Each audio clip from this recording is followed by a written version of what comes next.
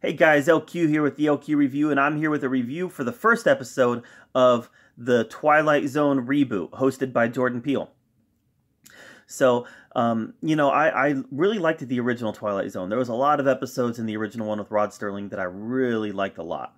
But I can't ever say that I was actually a fan of the series. I went back and over the past few years, I've seen several of the iconic episodes, but I can't say I've seen every episode of the Twilight Zone. I can't say that I'm really a hardcore fan of the series. I just recognize it for what it is, and I have gone back and watched several of the old iconic episodes, and they're really good and really creepy, and they really resonate. I never watched the reboot. I think it was rebooted in the 90s or so. Maybe it was the early 2000s. I haven't seen any of that. But I was really into this idea because, number one, a horror anthology series, and it's not really a horror, more of a, I don't know, I guess it's kind of horror, but an anthology series really appeals to me. And then hosted by Jordan Peele, who obviously has been on a bit of a tear lately, that was also really appealing. Get Out was great. I didn't really care for Us that much, but there's no denying that Jordan Peele has a lot of great ideas and really has his thumb on the pulse of what fans want to see in horror right now. So the Twilight Zone seemed like a perfect fit. So let's talk about episode 1. Episode 1 was titled "The Comedian," about a comedian who just wasn't funny. He wanted to be socially relevant, but his jokes weren't funny, and he eventually gets caught in a scenario where he starts making fun of people in his life, and the audience eats it up. The audience loves it, and they're laughing and they're clapping, and he's becoming more and more famous. He's climbing that ladder, but the problem is that the people that he makes fun of, they then disappear. They're wiped from existence. He's the only one who knows them. And then the ethical question comes up: is it murder? Is it murder if he's the only one that knows they're gone? Tracy Morgan has a small role in the show, who is kind of the person who set this in motion. And Tracy Morgan says, "There's no mamas crying. It's not murder if there's no mamas crying," which obviously that's ethically wrong. But it was an interesting take on the idea that if you're the only one that knows that they're gone and everybody else they're just wiped from existence, is it murder? So it was definitely this moral question that we had to that our lead character had to kind of wrangle with. And how bad did he want to climb that ladder? Was he willing to lose people that he's close to in his life to climb that ladder of fame? And initially he was. But you see, then we start getting into the people who are close to him, really close to him. Like, for instance, he gets put in a situation where he becomes estranged with his fiance. Through the course of what's happening in the episode, at the beginning, he's got a close relationship with his fiance.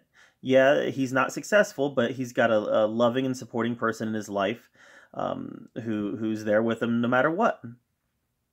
And then, as he becomes more and more successful, he starts seeing the relationship become more and more estranged.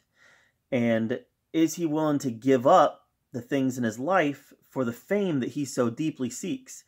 A very, very interesting moral dilemma, not just on the sense that is this murder, but what am I willing to lose to get that fame and that career that I so desperately seek? So, and he's eventually put in a situation where he has to make a choice on the spot. What's he going to do? Is he going to continue on this path, or is he going to deviate from this path?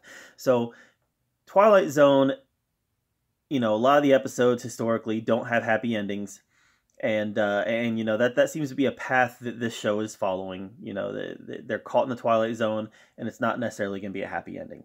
And I can tell you that don't expect a happy ending in this first episode of the Twilight Zone. But I gotta tell you, I was hooked. I was dialed in from the moment that he was on stage making his jokes that were falling flat. I was hooked into it. I was engaged, and I was, there's this dread that was permeating the episode because you knew that he was on this downward spiral, and you wanted so badly for him to get out of it, but you knew he wasn't going to, because he was having that taste of fame, and initially the cost was low, but as the cost kept on rising, he kept on having to reconcile that cost with the success that he was having. So it was one of those situations. It's a tragedy. It's a tragedy. You knew that he was going to have a tragic end, but you were cheering for him to get out of that tragic end. So first episode was fantastic. You know, Jordan Peele has just a small role in it. He introduces it and then he closes it out with kind of the moral lesson that the episode gives at the end.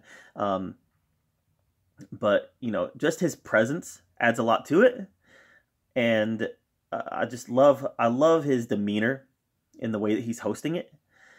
And I love the intro, you know, how the camera just, he's there in the crowd. He's there in the background.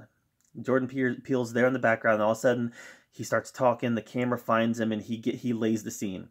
And I love, you know, how it always ends with, he's in the Twilight Zone. So that's great. That's great. It feels like the original series, just updated. And that's what we needed. We needed this to feel, since it's an anthology series and none of the characters are the same, we needed this to feel like the original series, and it certainly does.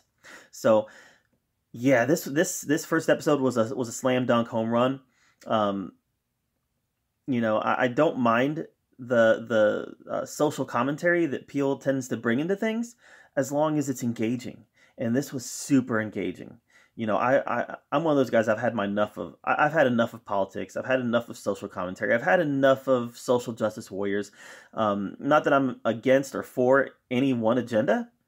I'm tired of it. I'm tired of it. It permeates every aspect of our society. But I'm okay with it in my entertainment, if my entertainment is engaging. And this was engaging. This was great.